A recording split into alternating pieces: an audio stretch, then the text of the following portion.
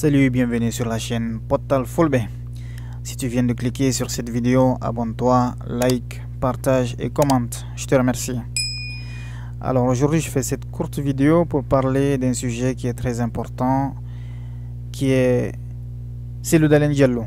Alors nous avons vu que Cellou Dalein Diallo est en train de s'allier au diable, qui est le RPG, qui a massacré des innocents. Aujourd'hui, en collaborant ou en s'alliant à ce diable qui est le RPG, il est en train de cracher sur les cadavres.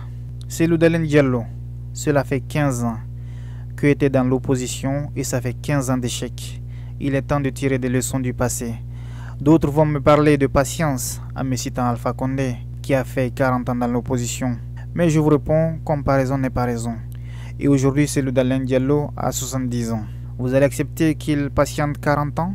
Alors, quand tout un peuple porte un espoir en toi, Cellou Dalein Diallo, tu dois faire preuve de détermination, d'audace et de pugnacité pour défendre l'honneur, la dignité et la justice.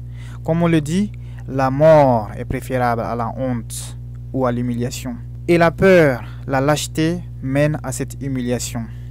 Un vrai leader ne parle pas comme une femme. Un leader lève le ton et tape sur la table quand ça ne va pas et ne se laisse pas marcher dessus. Toi, Cellou Dalein Diallo, on t'a volé les élections en 2010, on t'a volé les élections en 2015, on t'a volé les élections en 2020. T'as laissé passer les élections communales aussi et les élections législatives. Tout ça, t'as laissé passer. Allons-nous compter sur un homme comme toi? J'ai juste une question. T'es un homme avec un cœur ou t'es un âne qui accepte tout? Un vrai leader, c'est quelqu'un qui sait prendre des coups, mais aussi c'est quelqu'un qui en donne. Il faut savoir anticiper les événements pour ne pas les subir. Tout récemment, avec la venue du CNRD que tu avais applaudi de sitôt, t'ont très vite déçu, car à leurs yeux, tu es insignifiant. Aussi, t'as fait comprendre que tout peut passer sur toi, sans qu'une mouche ne vole. Le CNRD est venu, ils t'ont chassé de la maison que tu as acquérie légalement. Naïf que tu es, tu portes toujours confiance à la justice de ce pays, alors qu'il n'y a pas de justice. Tu as envoyé les dossiers au tribunal, sans même l'avoir ouvert, sans même délibération de la justice. Le CNRD a cassé ta maison et rien ne s'est passé. Chacun vaque à ses occupations. Parce qu'un leader efféminé contamine toujours ses membres et ses sympathisants. Aujourd'hui, vers qui se tourner? Vers qui se plaindre de cette injustice, de cette oppression? Jusqu'à quand peut-on supporter cela? Vas-tu rester attaché à la paix, au péril de ton honneur, de ta dignité? Vas-tu rester attaché à la paix quand on bafoue tes valeurs, tes principes? Vas-tu rester attaché à la paix quand on te gifle, on te marche dessus, on te donne des coups de pied? Vas-tu rester attaché à la paix quand on t'humilie? Alors, je t'invite, si tu restes encore attaché à la paix, tu as une porte de sortie. Proposer le fédéralisme par exemple. C'est-à-dire couper les ponts avec ces nègres qui pensent que le mensonge peut construire un pays. Il est temps de s'auto-fédérer. C'est la seule solution. C'est la seule solution qui reste si tu es encore attaché à la paix.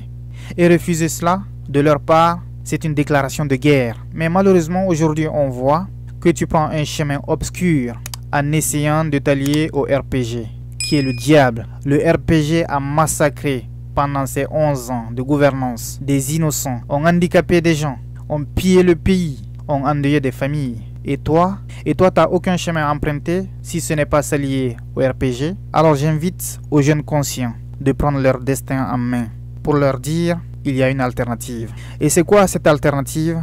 C'est de faire en sorte de créer un mouvement religieux, un parti politique religieux, le parti de la résistance. Je pense que cette solution peut nous aider.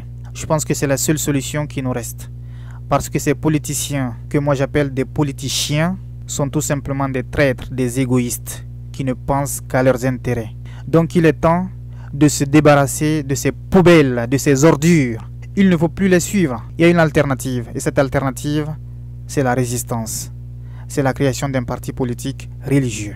Tout d'abord, il faut sensibiliser les jeunes qui sont conscients, créer un mouvement de résistance, créer par exemple une plateforme qui recense, inscrit, fait adhérer, fait cotiser et fait voter les membres. Choisir un imam et ses représentants dans des régions spécifiques. Ensuite, créer un parti politique religieux.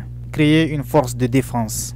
Et je pense que les imams doivent se lever, doivent se réveiller pour entrer en politique, car l'islam aussi a sa politique. Et la politique de l'islam, vous le savez, c'est la justice. C'est la justice sociale, c'est l'honnêteté, la bonne gouvernance.